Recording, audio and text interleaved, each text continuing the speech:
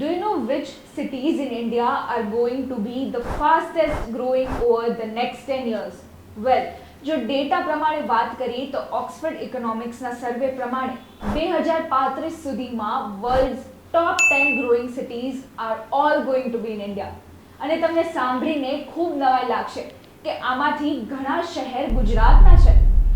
ટોપ 10માંથી પહેલું આપણું સુરત છે અને બીજું આગ્રા છે. આ બંને શહેર 10 વર્ષમાં 9% પર એનમ જેટલા ગ્રો કરવાની સંભાવના ધરાવે છે. હવે જો દેશના બીજા શહેરની વાત કરીએ તો તમિલનાડુના તિરુપુર અને તિરુચિરાપલ્લી, વિજયવાડા, નાગપુર અને આપણું રાજકોટ પણ આ લિસ્ટમાં સામેલ છે.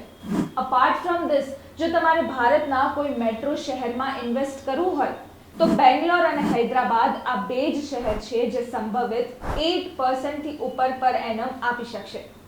દિલ્હી અને મુંબઈ ઓલમોસ્ટ કેપ્ડ આઉટ છે અને તેમાં કોઈ સારા રિટર્નની શક્યતાઓ નથી.